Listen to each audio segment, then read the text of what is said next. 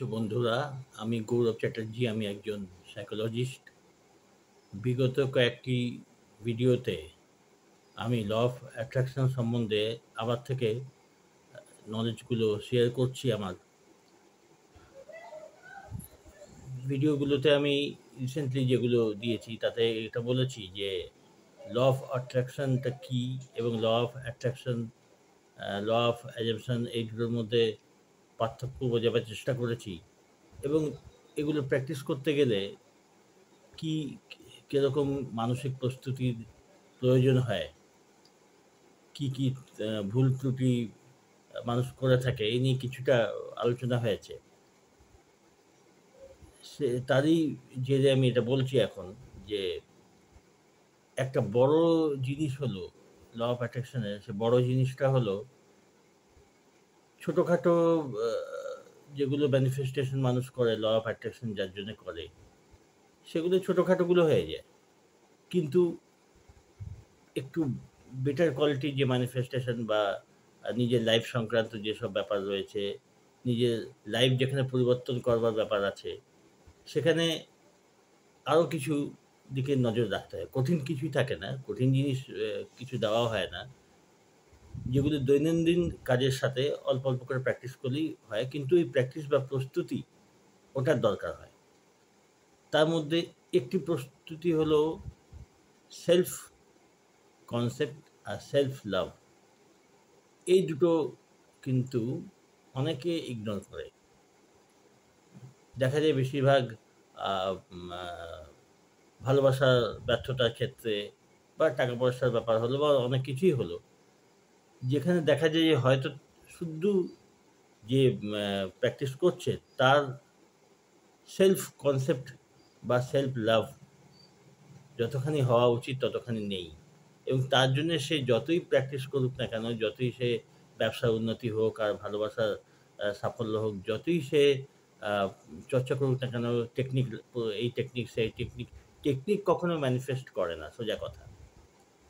তো ফলে এই যতই টেকনিক প্র্যাকটিস করুক না কেন, যতক্ষণ হয়তো সে নিজেকে ডেভেলপ না করছে, যতক্ষণে সে নিজেকে ডেভেলপ না করছে মানসিকভাবে, আত্মবিশ্বাসের অভাব থেকে যাচ্ছে, ততক্ষণ কিন্তু এগুলো সফল হয় না। এই জন্যে যেটা সেলফ কনসেপ্ট মানে নিজের প্রতি নিজের একটা দৃঢ় যে ধারণা এবং নিজের প্রতি নিজের যে শ্রদ্ধা, নিজের প্রতি নিজের যে বিশ্বাস, এটা যতক্ষণ না ফিরে না আসছে তার ভেতরে, ততক্ষণ এগুলো সফল হতে চায় না। তো এটা খেয়াল রাখা দরকার। এটা খুব দরকার।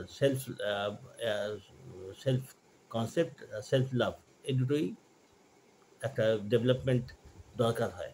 তার জন্যে চর্চার একটা ব্যাপার আছে, প্র্যাকটিস করবার প্রসেস রয়েছে। যখন সেলফ কনসেপ্ট ডেভেলপ হয়, সেলফ লাভ ডেভেলপ হয়, তখন কি হয় না, নিজে থেকেই ম্যানিফেস্টেশন হতে থাকে। অনেকে শুধু সেলফ লাভ ডেভেলপ করেই ম্যানিফেস্টেশন করতে আরম্ভ করে তার লাইফে সে যা চায় তার প্রতি।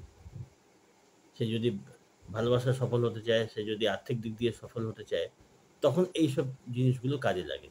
এগুলো টেকনিকও বলা যায়, আবার নিজেকে ডেভেলপ করা, আত্ম ডেভেলপমেন্টের একটা উপায়ও বলা যায় এটা। এছাড়া যেগুলো আছে, প্রেয়ার, এটার দরকার হয়। যখন কেউ প্রস্তুত হয় ল অফ অ্যাট্রাকশন প্র্যাকটিস করার জন্য, তখন প্রেয়ারটা করতে হবে। হুম?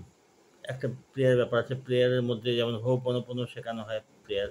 হো'পোনোপোনো থাকে। সেলফ লাভ দরকার হয়। আর প্রেয়ারের মধ্যে হো'পোনোপোনো ছাড়া আরও প্রেয়ারও আছে, মেডিটেশন টেকনিক আছে।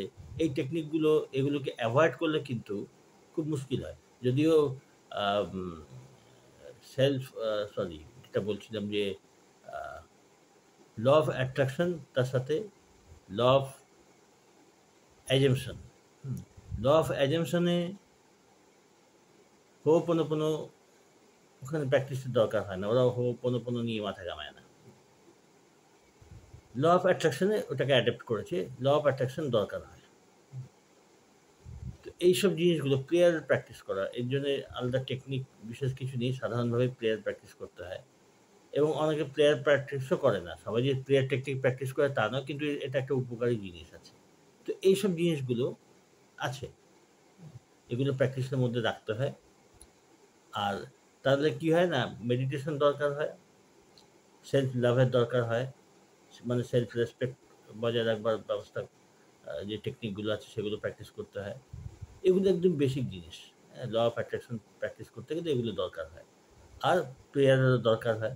তারপরে এইভাবে করতে, করতে গ্র্যাটিটিউড এক্সপ্রেস করা, এটারও দরকার হয়। তো এইগুলো হলো নিজেকে প্রস্তুত করা। এসব বলে নিজেকে এইসব প্র্যাকটিস করে, করে প্রস্তুত করা। তারপরে আসে কোনো বিশেষ কোনো ব্যাপারে এটা কাজে লাগিয়ে ম্যানিফেস্ট করা। তো ঠিক আছে, আস্তে, আস্তে তোমাদের সাথে এ নিয়ে আরো কথা হবে। তোমরা সঙ্গে থাকো। দরকার হলে প্রশ্ন করতে পারো WhatsApp এ মেসেজ করে। ভালো থেকো, সুস্থ থেকো।